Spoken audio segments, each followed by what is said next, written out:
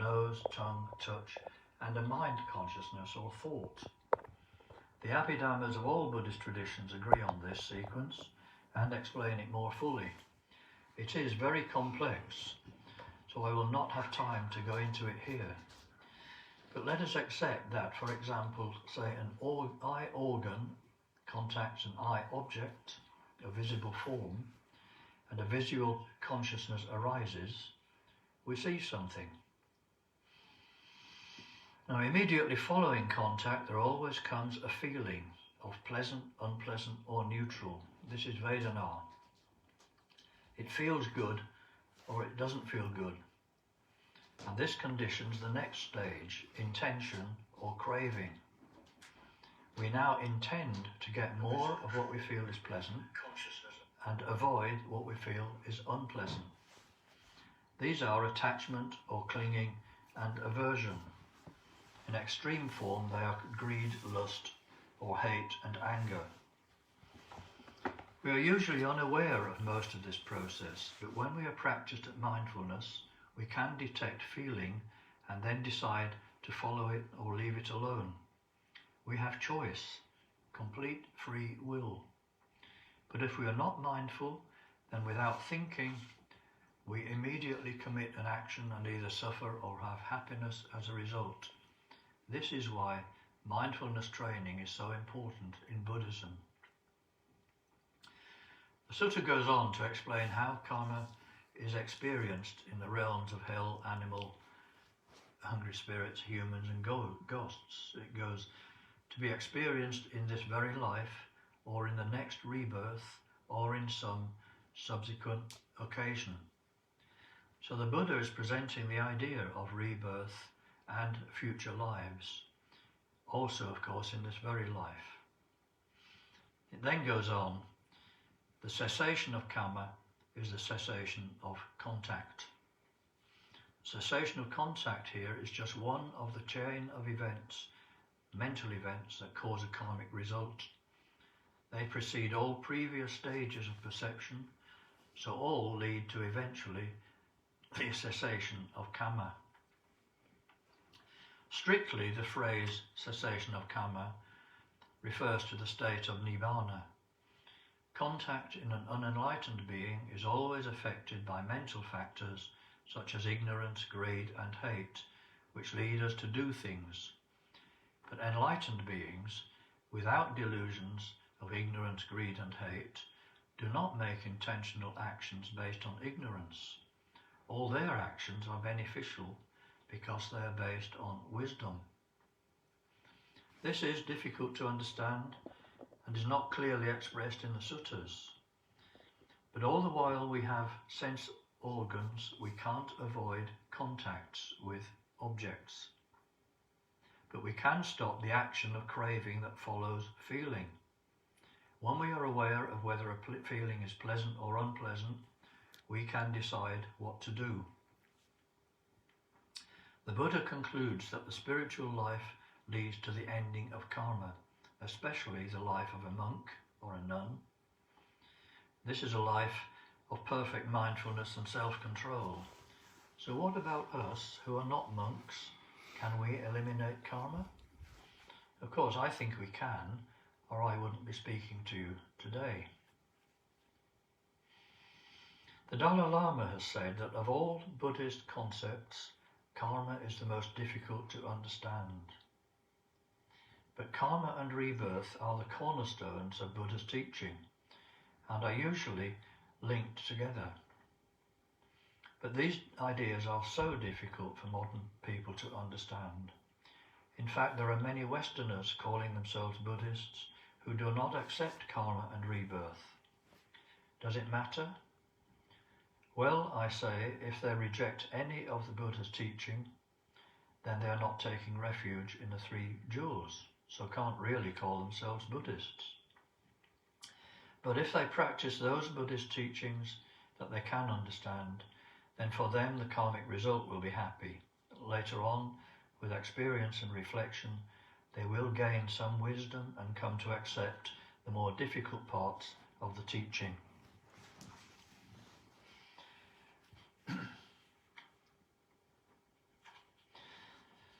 Important to note that the passage I quoted occurs when the Buddha has discovered paticca samuppada, the dependent arising law or conditionality, and is followed by the Four Noble Truths. Therefore, it has the central place in Buddhist teaching. The law of dependent arising accounts for how karma works, how our actions, conditioned by ignorance and karma, bring about rebirth. The Four Noble Truths show what we can do to avoid the harmful effects of karma, especially by following the Eightfold Way. These are big topics, maybe for another time.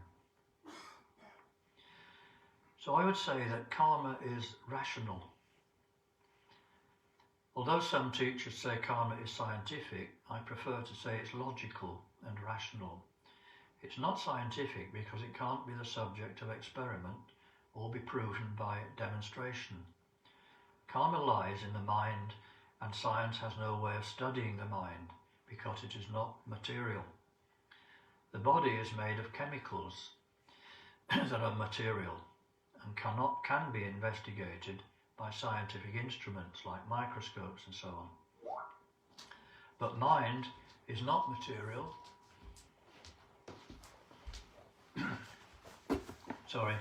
Is not material and cannot be detected by the physical senses like eye, ear, nose, tongue or touch. Nor can it be detected by extensions of the senses like scientific instruments, no matter how powerful they are. But mind can be experienced. All science can say about the mind is when it appears to affect the body. Then we can measure it.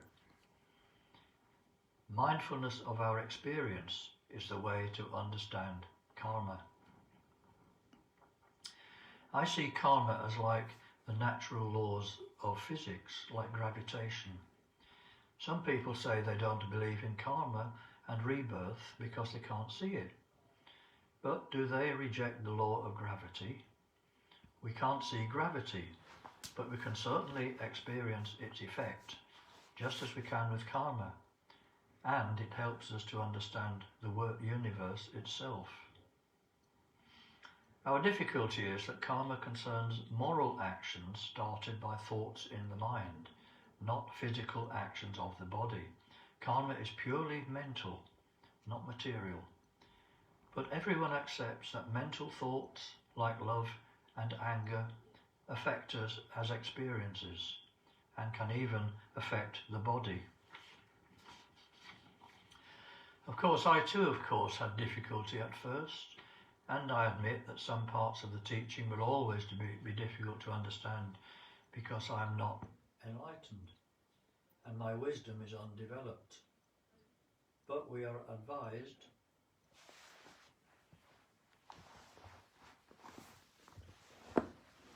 Sorry, we seem to have lost the microphone.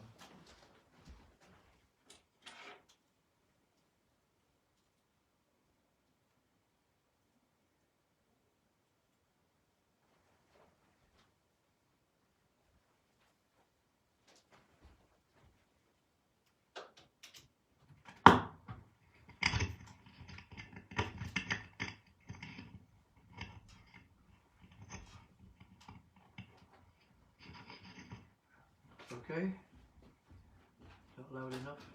Can you hear? Sorry about that, I now have a new microphone. You got a problem with Skype. They can't see you.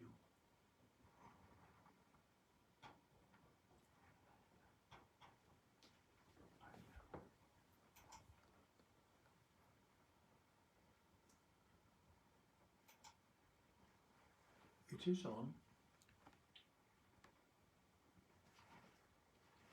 It is on. Okay. Sorry, we're doing Skype as well, and I do have it all set up with video and sound, so I don't know why some people can't see it. We'll press on with sound. I'll just repeat what I was just said. Of course, I too had difficulty at first, and I admit that some parts of the teaching will always be difficult to understand because I'm not enlightened and my wisdom is undeveloped. But we are advised never to reject the Buddha's ideas, put them to one side for now and come back to them later when we've had more experience of the practices and more wisdom has developed. What really matters in Buddhism is how we live our lives, not so much what we think or believe. Now, the Buddha believed in karma because he saw it for himself, and I'll now quote, "When my concentrated mind was purified, bright, and so on, I directed it to knowledge of the passing away and rebirth of beings. With the divine eye, which is purified and surpasses a human, I saw beings passing away and being reborn, inferior and superior, fair and ugly, fortunate and unfortunate. I understood how beings pass on according to their actions. Thus, these beings who are ill-conducted in body, speech and mind, revilers of noble ones, wrong in their views, giving effect to wrong view in their actions, with the breakup of the body after death, have reappeared in a plane of misery in a bad destination, in the lower worlds, even in hell. But these worthy beings who were well conducted in body, speech and mind, not revilers of noble ones, right in their views, giving effect to right view in their actions, on the breakup of the body after death, have been reborn in a good destination, even in the heavenly world. Thus, with the divine eye, I saw beings passing away and being reborn, and I understood how beings pass on according to their actions." This famous passage in the Dhammacakkappavattana Sutta says that rebirth can take place into other realms of existence, such as the suffering realms of hells, animals and hungry spirits, or in the happy God realms. But because we worldlings have no experience of such places, we have to take all this on trust, admit that we don't know. The Buddha's real knowledge of karma and rebirth happened very late in his training, on the night of his enlightenment, after 6 years of intensive meditation and practice, and also, we are told, after 3 countless eons of rebirths as a bodhisattva. So we must be realistic. Most of us have not attained the divine eye, so we have to take the Buddha at his word. He was incapable of telling a lie.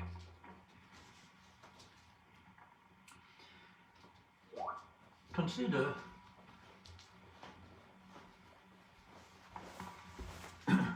what happens to our body after it dies. It decays and breaks down into simpler molecules which disperse into the environment. These simple molecules, like carbon dioxide, water, ammonia and oxygen, are absorbed or eaten by other living beings and become parts of their own bodies. This principle of recycling is central in science as an example of the law of conservation of energy, the first law of thermodynamics. Energy cannot be created or destroyed. Because atoms and molecules are actually energy. The atoms themselves can be destroyed, but their energy is always passed on. Energy is transformed into a new kind of energy.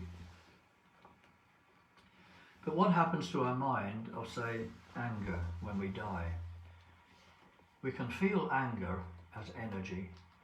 It excites and energizes us. So if we view anger as energy, then according to the scientific principle, it cannot be destroyed, it can only be passed on. So when we're angry, the angry can be passed on to others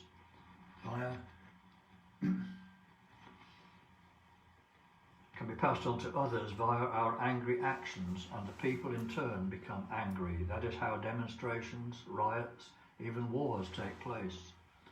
We can see also that the energy of people around us, like our parents, can be passed on to ourselves. When we feel angry in one moment, it passes on to the next moment and its energy increases. So the more we make anger a habit, the more angry we will get. I'm sorry to use anger as my main illustration, but it's easier to talk about. The same principles apply, however, to wholesome mental factors like loving kindness. If we live in a household where parents and relatives are loving, then the children will become loving, and so on. If we think thoughts of metta, then our lives will be filled with metta. We have made a new habit. But returning to anger, if we think that anger is merely caused by the brain, that decays when we die, and surely the energy of anger can't be passed on. But think of extremely evil people and extremely virtuous ones. Is their energy lost when they die? Are both evil and virtuous energies lost at death? If that is true, what is the point of doing good and being loving? It has been shown that the great majority of people have an underlying belief that our efforts will not be wasted at death. The virtuous will be rewarded and the evildoers will suffer punishment. This idea underlies all religions. And the scholar Richard Gombrich wrote very nicely, the Buddha gave us the idea that the universe has a law of moral justice. The Buddha ethicized the universe. So if the energy behind our actions can't be lost, then where does it go? To where is it passed on? Reflect on our own experience. Mostly people avoid negative actions because they know they will be suffering consequences. If we're rude, people will be rude back, and we'll lose our friends. If we're pleasant to others, they'll be pleasant to us, and life will be happier. This is what we teach children because our experience has told us it's true. This is all okay for actions we have taken and experienced in the present life, but how do we account for unexplained experiences in our life? What do we think? Science can help to explain a lot, such as why we are born with fair or dark hair. This is genetics. But why are some people born into poor families, others into rich ones? Why do some people seem to suffer continual ill health and poverty in life for no medical reason? And despite all their efforts to make their lives better, is it merely because they lack talent or intelligence? Or is it because they have done bad things in previous lives? How can we gain conviction in karma? We can do what the Buddha advised, meditate. And in fact, in Western psychology, the psychologist William James in the 1890s came across the same method. He called it introspectionism. And he thought that the mind should be studied by the mind. And as a result, he came to many similar conclusions to the Buddha, because the Buddha followed the same method. He used the mind to study the mind. We can watch the process of karma in our thoughts. Notice how thoughts follow each other without any effort on our part. Some we see as pleasant, others are unpleasant. See how we want to hold on to those that are pleasant and avoid those that are unpleasant. So we are committing actions in our mind. The Buddha said that karma results are created in three ways: by actions of body, speech and mind. Eventually, we come to see that there is no end to thoughts, and we can't find any beginning to them either. We may think that when the body dies, so do thoughts in the mind, but do we really know that? The body actually is just another thought. Death of the body means we stop thinking of this body and start thinking of another body, a rebirth. So just watching the breathing shows the process, how one breath automatically follows another without end.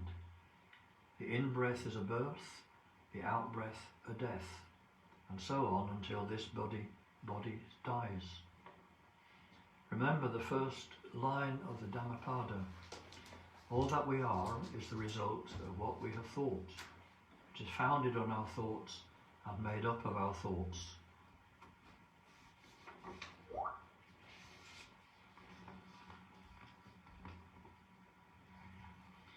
So every major religion teaches some kind of rebirth.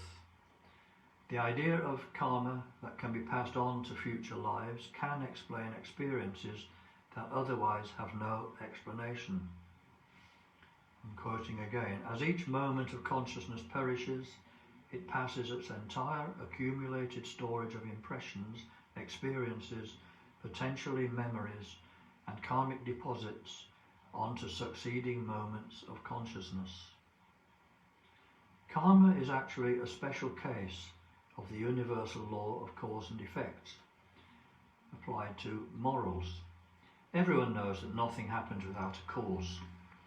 The suttas tell us the cause of a pot is a potter, and the conditions such as clay, water, a wheel, and so forth. A seed is the cause of a plant, nurtured by conditions such as light, water, nutrients, and temperature, and so on. In fact, we can't find anything in the universe that has come to be without cause. Astrophysicists worry about the Big Bang, the current explanation for how the universe got started. But what was the cause of the Big Bang? No one knows as yet. Is it an effect of karma? This could be a discussion topic. So the cause of an angry mind is the previous mind of anger, or more specifically, the previous consciousness. Meditation shows us that every thought or consciousness or mind is preceded by a thought. Every thought is followed by another thought, a sequence without beginning or end. So what happens to an angry mind is followed by a further angry mind, and so on until we stop. The angry mind that preceded it was actually an angry intention. The Buddha said karma is intention. We intend to have an angry mind. This is the stream of consciousness that psychologists follow after William James, who coined the term. Buddhists add that the quality of a mind, virtuous or non-virtuous, is carried along by this stream of consciousness.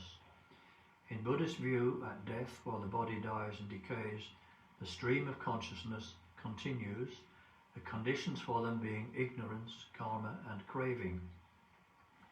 These are conditions for the thought, I will become.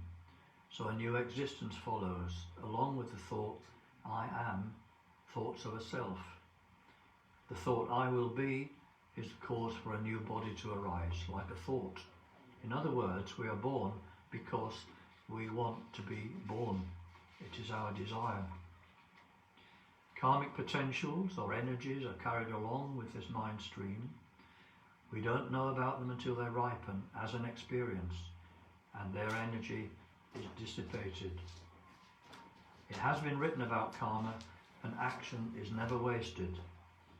Because the results of an action have not been experienced doesn't mean it has gone away. It will be experienced when conditions are suitable. Suitable conditions may not appear immediately or in this lifetime. As a simple example, if a person likes shooting and killing elephants and then returns to the UK, he's unlikely to be killed by a revengeful elephant, unless one escapes from a zoo. Only when he returns to places where there are wild elephants is he likely to suffer the karmic consequences of his actions. The scriptures and teachers often dwell on the karmic consequences of particular actions. In the Metta Nisama Sutta, the benefits of Metta Sutta, we learn that good actions will prevent us suffering from poisons, spears, and so forth. In one sutta, the Buddha says that one who is habitually angry will be born ugly. But I think really these are like tales we tell children to make them behave properly.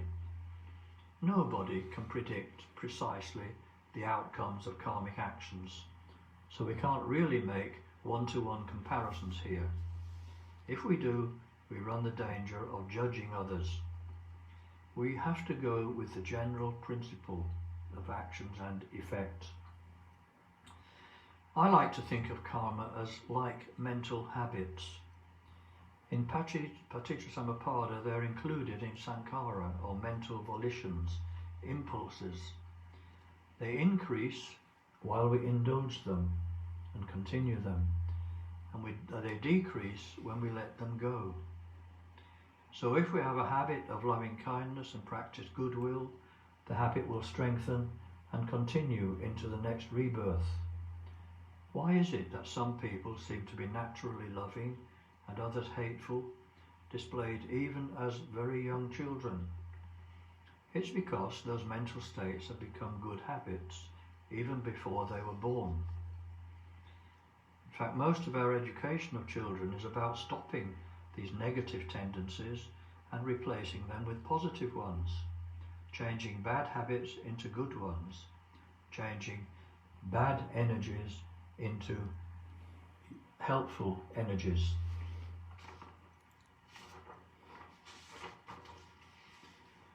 So why karma persists? What carries karma forward are the energies of clinging, aversion and ignorance. These underlie our existence from moment to moment. They are carried along in a very subtle, deep level of mind of which we are not conscious. What stops karma is experiencing the result of an action.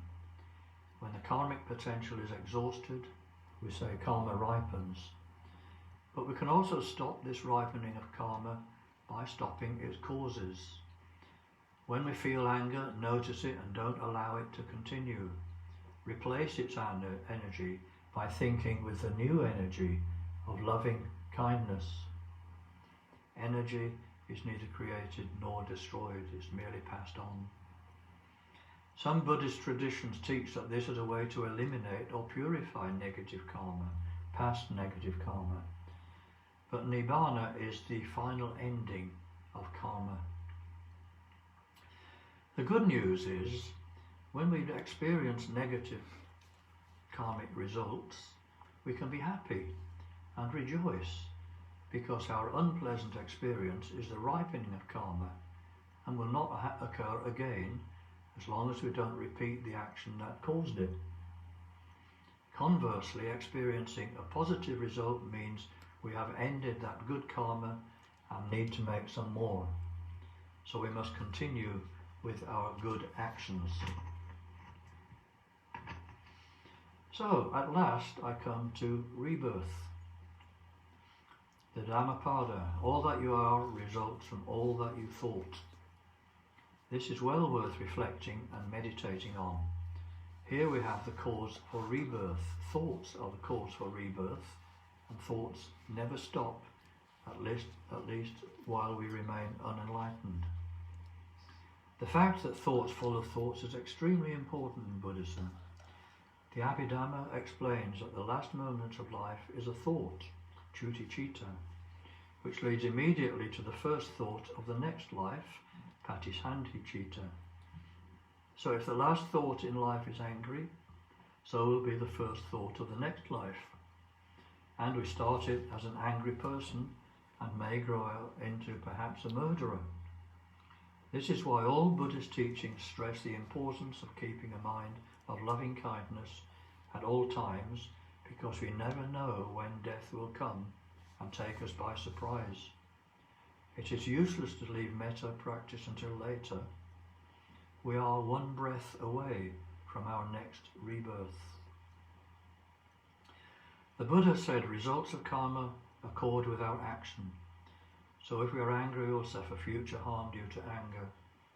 If we die with a mind of loving kindness, then the next life will experience loving kindness and be happy with good experiences, friends and prosperity. So the good news about karma is that the choice is ours. We can choose our future to be happy or suffering. Keeping good intentions, a mind of love and not hate, and avoiding anger, keeping a mind of generosity and not miserliness, jealousy or envy. The Dalai Lama calls this keeping the good heart at all times, for we never know when we might die. I could go on with the mechanisms of karma that all Buddhist books give us, but I'll stop now. I can take questions if we have a way of taking them. I think the principles set out are clear and can be thought about, reflected and meditated on. Above all, watch our present day experiences and see how the principle of karma is operating. This is the best way to understand karma. Thank you. May everyone be happy, may everyone be free from suffering. May no one ever be separated from the happiness. May everyone have equanimity, free from anger and attachment. Sadhu, sadhu, sadhu.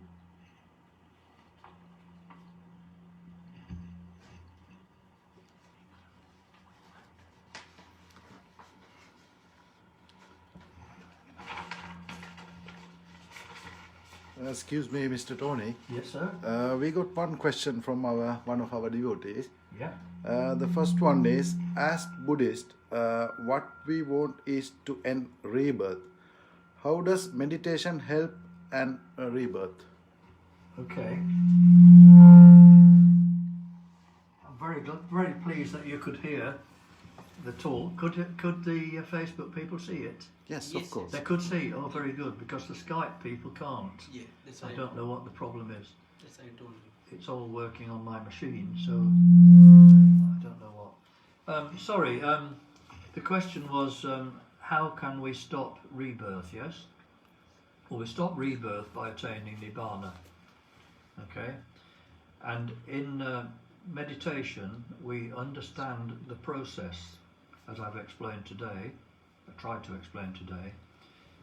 Meditation helps us to understand the processes, basically, and the processes are in our own experience. So meditation is about observing our own experience. Okay? And we see from our own experience that happy experiences follow good actions, helpful actions, and unhappy experiences follow unhelpful actions. So the choice is ours. We simply need to continue practicing good actions being daily actions, like being kind, helpful, etc., generous and so on. If you follow the Eightfold Path, the path to Nibbana is quite clear. The Eightfold Path is morality, concentration, wisdom. Morality means basically behaving well, behaving wholesomely. Concentration is meditation, meditating on our experiences, and from that we attain wisdom. The more wisdom we get, the better our morality becomes, and the more effective our meditation becomes. And it's like a circle. The wisdom feeds morality and concentration feeds wisdom. So it goes on like a spiral, and it spirals eventually to Nibbana. Is that fairly clear? I think so, yes. It's the second question. Yeah. What I did stress is that this need not be a very quick, a very fast process. As I said, the Buddha took 6 years to attain enlightenment after 3 eons as a bodhisattva practicing morality and wisdom. So it can take a long time, depending on how much merit we have. So a lot of our moral training, moral practice, is about building up positive karma of merit. The more merit we have, the better we can meditate, and the better our wisdom. So don't think that we can give up doing good actions and become enlightened immediately. We have to continue doing those good actions, and eventually, one day, we will get there.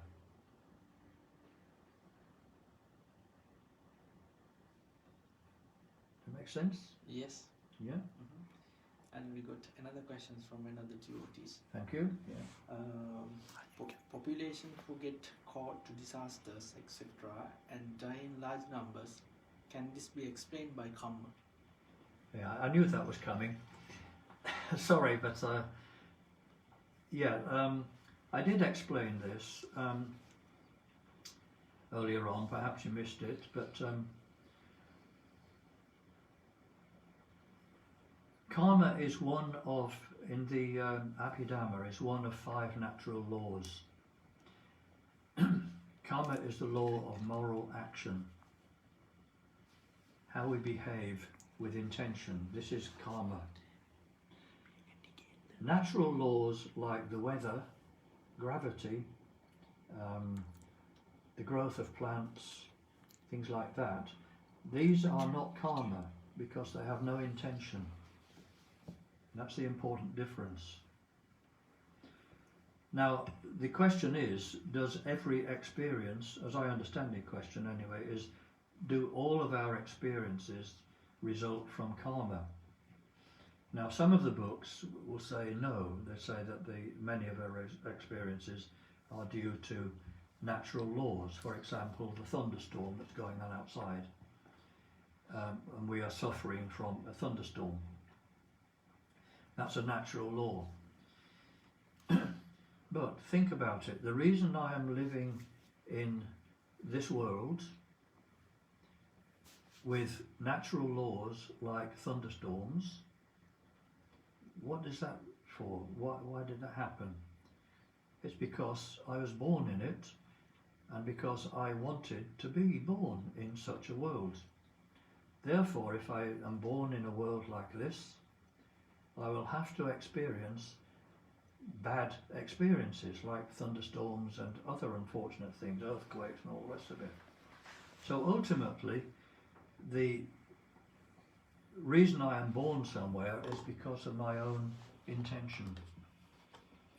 But the experiences I get in that world need not be the direct result of my intention. They could be accidents, they could be natural laws. Okay? Is that okay? That's how I understand it. Remember, if we have the intention to be born in a God realm where there are no such things as thunderstorms and earthquakes, we would never experience them. Okay? But it's because we chose to be reborn in a human world, the world that we know, that is why we have to experience such things.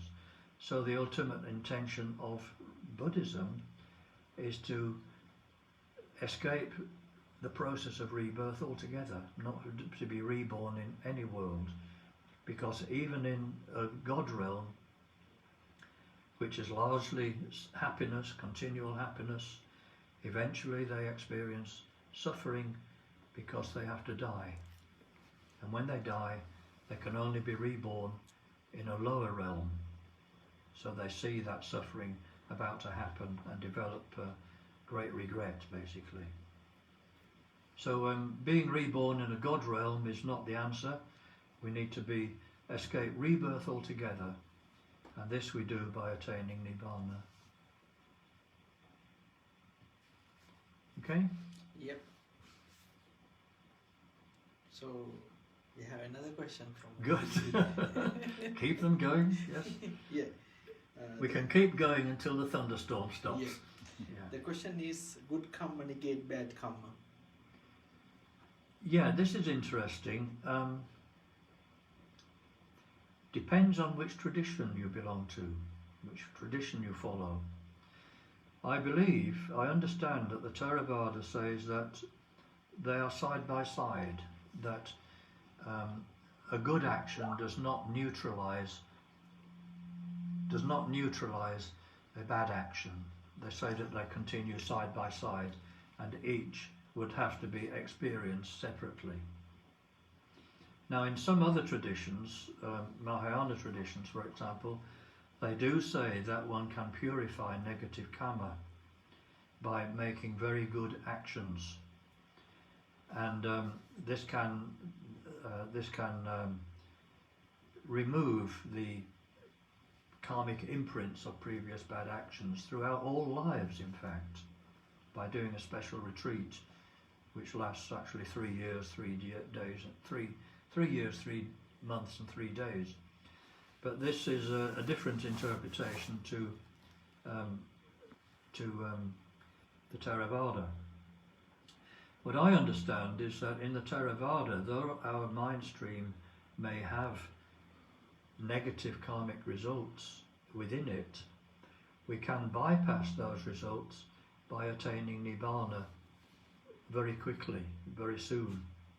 So in effect we attain Nibbana before the negative karma ripens. That's how I understand it. I may be wrong, but and I stand to be corrected, but that's how I understand it. So roughly speaking, I think in the Theravada we are trying to tip the balance so that we have more positive actions, more positive karma in our mind stream than negative karma. And so eventually the positive karma will win out, it will become dominant, and that will be the one which will carry us forward to future happy experiences. Is that okay? Is there a reply on Facebook? No? No replies. Only questions. Just questions. Yeah. Okay. Ask questions. That's the end of questions. Yes. That's right. Yep. Still you are waiting. I believe that's the end of the questions, and would you believe I have finished early? I don't think I've ever done this before in a Dhamma talk. So unless there are more questions coming, we'll say good night. And thank you all very much for listening and attending. I hope it has been useful to you. May you all attain Nibbana. Thank you very much. Thank you.